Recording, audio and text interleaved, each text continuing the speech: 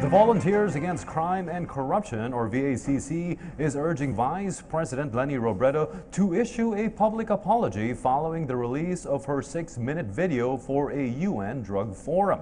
Attorney Ferdinand Topacio believes her statement about the extrajudicial killings in the country and the alleged palit-ulo scheme of the PNP is a part of a destabilization plot against President Rodrigo Duterte. This report from Ria Fernandez.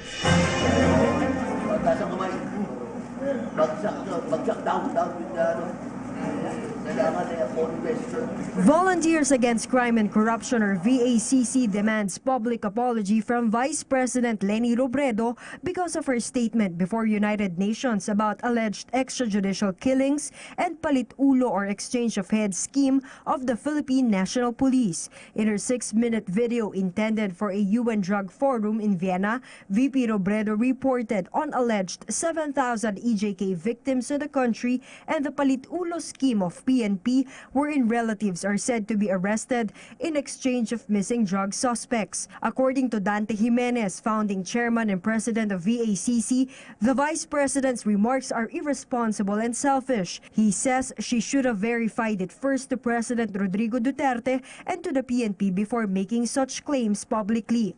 She is exposing the nation. Tayong lahat, mga Pilipino. Dito po sa kasinungalingang nilantad niya before a United Nations forum, tape recorded, bringing to the United Nations that the Philippines do not have any more a government. We deserve a public apology from you, Madam Vice President, before it's too late. For VACC volunteer lawyer attorney Ferdinand Topacio, this is part of the stabilization plot against the president.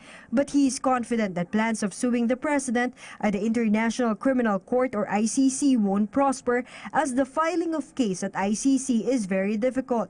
Also, the court will only investigate once the government refuses to look into reports of killings or if its justice system is not working anymore due to civil war. But this is very far from the current situation of the country, wherein the PNP investigates rogue cops and dismisses its officials and personnel involved in drugs, while the Congress probes EJK. Complementarity. Anong ginagawa ng ating Vice Presidente? She's making it appear before the United Nations na walang complementarity, which is a lie, a blatant lie. And as a lawyer, she should know that. Yun po ang pinapalabas. So how can you now expect the people to believe na walang destabilization plot na hindi kasabwat ang pangalawang Pangulo? Eh, pinaparot niya yung linya ng kanyang partido. VACC mulls filing disbarment case against VP Robredo at SC. Meanwhile, NBI and PNP both denied the palit-ulo allegation of VP Robredo.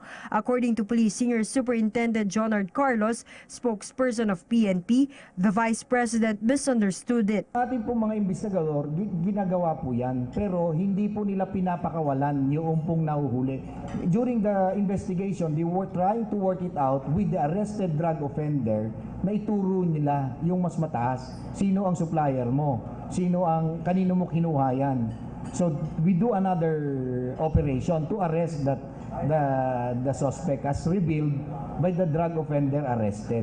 Also, he says the Vice President was handed wrong figures on alleged EJK. PNP data shows 2,636 were killed after resisting arrest of authorities since Oplan Tokhang was launched in July. And on more than 4,000 cases of EJK, only 1,394 were confirmed as related to illegal drugs. For PTV News, Ria Fernandez.